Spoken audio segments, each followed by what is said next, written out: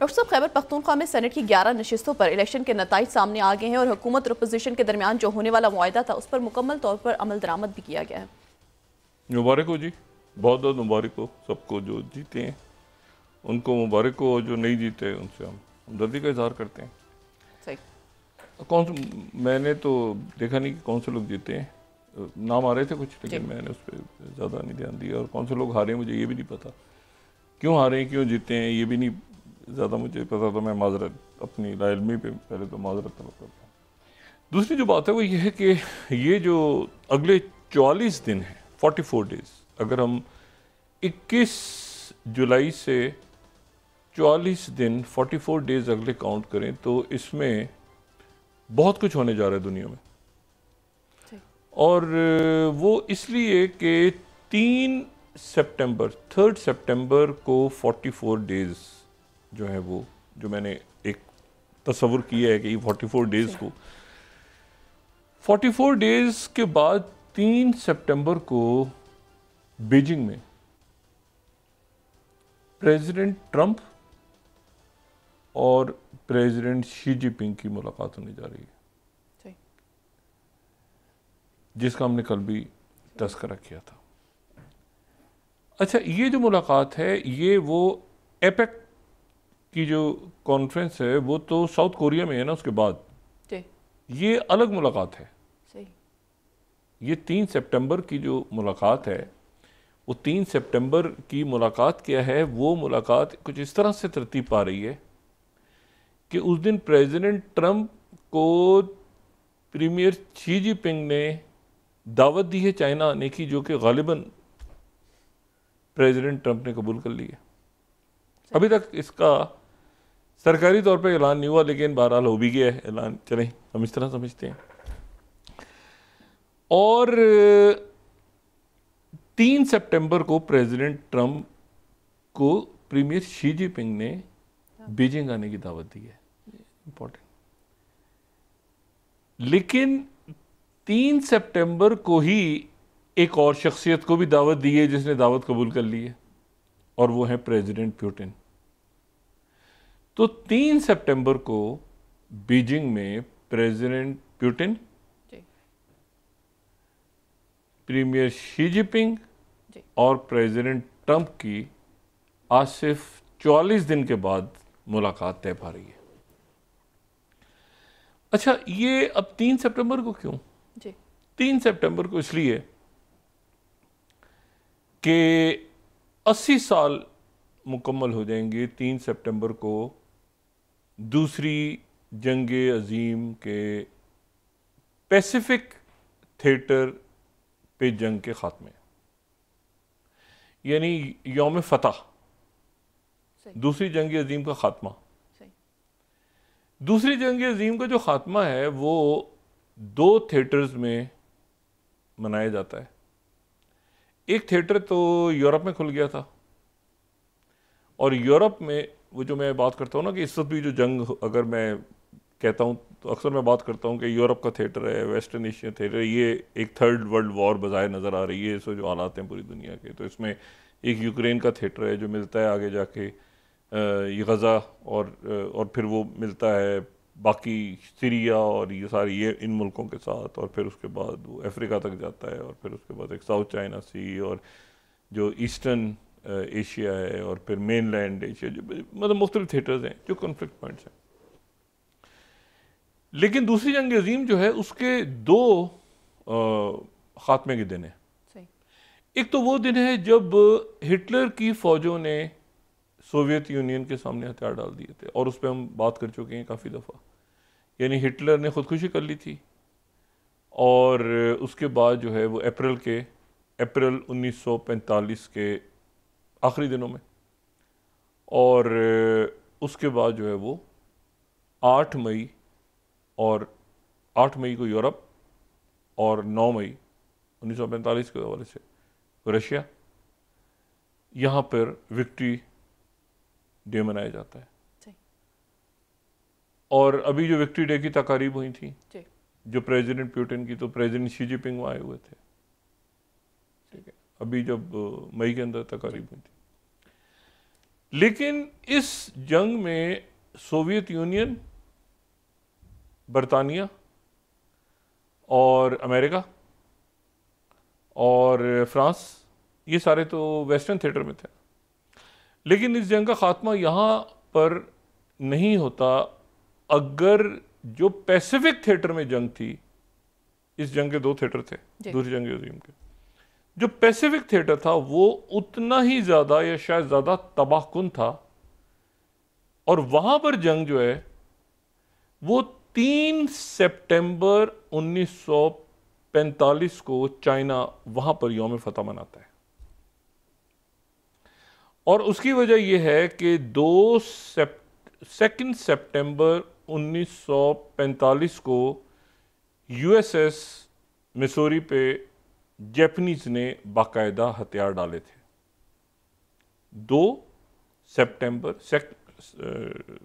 2 सितंबर 1945 को जापानीज ने USS Missouri पे हथियार डाले थे।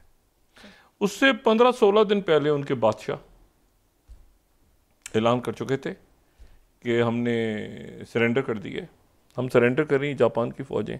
लेकिन जापान की फ़ौजों ने सरेंडर इसलिए किया था कि उससे पहले 6 और 9 तारीख को जो है वो हिरोशिमा और नागासाकी के ऊपर न्यूक्लियर बॉम्ब्स अमेरिका ने गिरा दिए थे जापान के। तो जापान शिकस्त खा गया था, और जापान ने तो इधर सोवियत फ़ौजों ने शिकस्त खाई थी, जर्मन फौजों ने शिकस्त खाई थी सोवियत यूनियन के हाथों और बरतानिया के हाथों और फ्रांस के हाथों, इनके हाथों, और वहां पर जापान ने सरेंडर किया था, हिरोशिमा, नागासाकी और उसके बाद। और उस तो अब ये जो है ना, ये दो इसके थिएटर्स इंपॉर्टेंट। और इसमें जो इंपॉर्टेंट बात है वो ये है कि जो चाइना है वो 3 सितंबर को वहां पर एक ग्रैंड परेड होगी, जिसको प्रीमियर शी जिनपिंग जो है वो तिएननमेन स्क्वायर पे एक बहुत बड़ी आलीशान परेड का एहतमाम कर रहे हैं 80 साल मुकम्मल होने पे। 1945 2025 80 साल। और इसमें वो प्रेसिडेंट पुतिन और प्रेसिडेंट ट्रंप को उन्होंने दावत दी, और प्रेसिडेंट ट्रंप की शिरकत इसमें एक ख़ास बात का इजहार है कि दूसरी जंग अजीम में चीन और अमेरिका इत्तेहादी थे। दूसरी जंग अजीम में चीन और अमेरिका इत्तेहादी थे जापान के खिलाफ। और एक बहुत ज़्यादा जो जापान के ख़िलाफ़, क्योंकि जापान जो है वो उसने बहुत बड़े मंचूरिया के Sino Japanese war, second Sino Japanese war छेड़ दी थी और मंचूरिया के इलाके पे कब्ज़ा कर लिया था। और जो सल्तनत थी जापान की वो बहुत ज़्यादा ब्रूटल उस वक्त चाइना के अगेंस्ट और बाकी मुल्कों के अगेंस्ट भी। और फिर वो, लेकिन उसमें अमेरिकन पायलट्स खामोशी के साथ, यानी आज की दुनिया में आप देखें और दूसरी जंग अजीम में आप चले जाएं तो सोवियत यूनियन, अमेरिका, चाइना एक थे, ठीक है, इस तरह से आप लें। तो चाइना की मदद के लिए उस वक्त जो है वो फ्लाइंग टाइगर्स पायलट्स का एक ग्रुप वहां पर आया था, फ्लाइंग टाइगर्स के नाम से। और वो फ्लाइंग टाइगर्स जो हैं उनको चाइना और ख़ास तौर पे जो प्रेसिडेंट शी जिनपिंग ख़ास तौर पे उन फ्लाइंग टाइगर्स में से एक आध कोई ज़िंदा है, पायलट अभी उनका शायद या उसकी डेथ हो गई, एक ज़िंदा था 1-2 साल पहले तक। तो ये फ्लाइंग टाइगर जो थे ये अमेरिकन वॉलंटियर पायलट्स थे, और ये जो हैं ये चाइना के कलर्स के साथ इनके पायलट जो हैं ये उन्होंने बेस वहाँ पे बनाई, और ख़ामोशी से किमिन के इलाके में बेस बना के, और फिर इसके बाद ये जापान से लड़ते रहे। छोटे जहाज़ थे लेकिन बड़े डेडिकेटेड पायलट्स थे। और जनरल क्लेयर ली शेनोन्थ जो हैं वो चाइना में पोस्टेड थे, ये अमेरिकन थे और इनकी बहुत ज़्यादा इनको इज़्ज़त की नज़र से चाइना में देखा जाता है, चाइना में भी देखा जाता है। ये वो अमेरिकन है और इनको हीरो का दर्जा देता है चाइना। और ख़ास तौर पे जो प्रेसिडेंट शी जिनपिंग जब से इक़्तिदार में आए हैं तो उन्होंने ये पूरी बटालियन और फ्लाइंग जो टाइगर्स हैं और ये इनको इनकी फैमिलीज़ को बुलाया, चाइना अमेरिका से दावत दी कि आप आएँ। और उस वक्त जब जापान बहुत ज़्यादा जुल्म कर रहा था, ज़्यादती कर रहा था चाइना के साथ, और केमिकल वेपन्स भी इस्तेमाल हुए उसमें जो जापानीज एम्पायर थी उस वक्त तक, वो बड़ी एक अजब अंदाज में, वो रुथलेस अंदाज में वो चीन के ख़िलाफ़ थे, चीन के ख़िलाफ़ कब्ज़े कर रहे थे। और तो अमेरिकन पायलट्स वहाँ पर पहुँचे और चाइना और अमेरिका के फिर ये मुश्तरका ये 41 और 42 के दरमियान ये फ्लाइंग टाइगर्स जो थे, यानी आप सोचें अमेरिकन पायलट चाइना की बेसिस इस्तेमाल कर रहे हैं अगेंस्ट जापान। आज की दुनिया को देखें, उस वक्त की देखें। अच्छा, तो लेकिन इसमें जो एक इशू आया वो ये आया कि जो चियांग की काई शेक, इनके नाम जो है, वो उस वक्त चाइना के जो है वो लीडर थे और रिपब्लिक ऑफ चाइना। लेकिन जैसे ही ये जंग, तो ये कायरो कॉन्फ्रेंस में भी थे, कायरो कॉन्फ्रेंस जो हुई है 43 वाली, एक तो याल्टा कॉन्फ्रेंस है ना, एक कायरो कॉन्फ्रेंस भी है, तो उसमें चाइना की नुमाइंदगी इन्होंने की थी, बिग 3 बिग 4, तो ये जो है ये उसमें चाइना की नुमाइंदगी उन्होंने की थी, चाइना भी था इसमें और बड़ा इंपॉर्टेंट रोल था चाइना का। तो लेकिन हुआ ये कि जैसी जंग अजीम ख़त्म हुई तो उसके बाद ये हुआ कि वो अंदर चाइना के अंदर ये अमेरिका जिसको सपोर्ट कर रहे थे, तो वो तो चेयरमैन माओ, वहाँ से इनकलाब आया। तो ये जिसको अमेरिका सपोर्ट कर रहा था और जिनके साथ उसको चेयरमैन माओ जो कम्युनिस्ट थे उन्होंने शिकस्त दे दी और 49 में वो वहाँ से फरार हो गए, ठीक है। और ये KMT और फरार होकर ताइवान आ गए। उस ताइवान आ गए जिस ताइवान को अगले कई सालों तक दुनिया चाइना कहती रही, तावक्त ये कि पाकिस्तान ने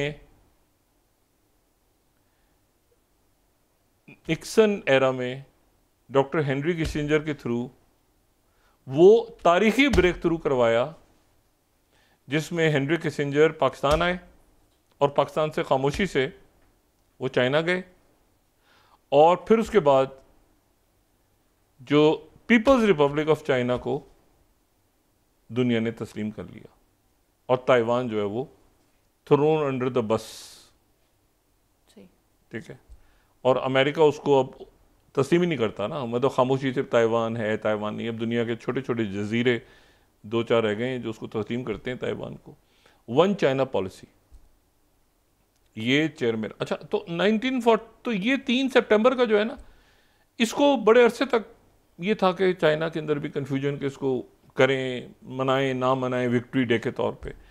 लेकिन 2015 के बाद प्रीमियर शी जिनपिंग ने इसको भरपूर अंदाज में ये हुआ कि इसको हम विक्ट्री परेड के तौर पे मनाएंगे, चाइना जो है वो विक्ट्री परेड के तौर पे मनाएगा।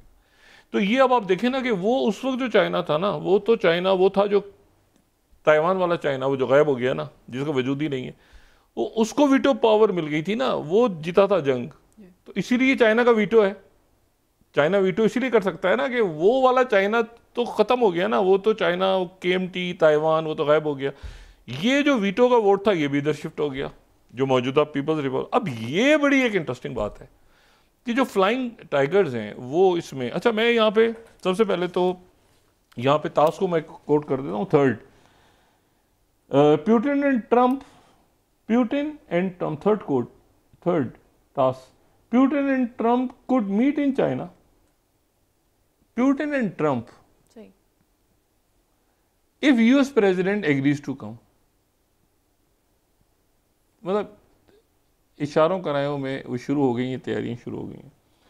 और ये आप देखें कि मार्को रूबियो ने कुछ अर्से पहले CNN को हम कोट कर रहे हैं, हाई प्रोबेबिलिटी के ट्रंप और शी जिनपिंग जो है उनकी मुलाकात होगी। मार्को रूबियो ने कहा था अभी जुलाई में ये हुई थी ना कोलालमपुर में, जो आसियान समिट हुई थी, तो वहाँ पर इनकी मुलाकात हुई थी वांग यी से, जो चाइना के फॉरेन मिनिस्टर हैं। इनकी और वांग यी की मुलाकात हुई थी। उस मुलाकात में ये तफसील तय हो रही थी कि क्या, उसके बाद उन्होंने बयान दिया था मार्को रूबियो ने कि इस साल मुलाकात हो सकती है। ठीक है, तो वो मुलाकात का दावत नामा चला गया और उसके बाद वो खबर बाहर आ गई और अब जनाब तैयारी हो रही है इस बात की। और आज जो है वो रशिया की तरफ से भी बात आ गई कि प्रेसिडेंट पुतिन भी वहाँ जा सकते हैं। प्रेसिडेंट पुतिन ने तो जाना ही था ना, तो प्रेसिडेंट पुतिन ने तो जाना ही था, उनको तो बुलाया हुआ था चाइना ने। लेकिन मसला ये था कि उन्होंने कहा कि ट्रंप अगर वहाँ हुए और पुतिन भी हुए तो मुलाकात हो जाएगी। इससे पहले प्रेसिडेंट पुतिन कहते तुर्की में करो, इधर करो, उधर करो, तो वो भी तय हो गया कि भाई वो उधर होंगे तो ठीक है, उधर मुलाकात कर लेते हैं। ठीक है ना, तो ताश की तरफ से भी, आज रशिया की तरफ से। क्रेमलिन ने जो राइटर्स को कोट करे को, Kremlin first line doesn't rule out a Putin Trump meeting in Beijing. जगह कहाँ चुनी, आप जरा देखें जगह क्या चुनी है, फर्स्ट लाइट कोट करें, यानी दोनों की मुलाकात की का वेन्यू देखें आप, और मेजबान कौन होगा ये देखें आप। 44 डेज के तय हो रही है ना चीज, और उससे बहुत सारी चीजें मुकानी हैं, अभी तैयारियां शुरू हो गई हैं, ये वो आगे पीछे सारा। मेजबान कौन होगा, प्रीमियर शी जिनपिंग। और मेहमानाने गिरामी कौन से होंगे, जनाबे ट्रंप और जनाबे व्लादिमीर पुतिन।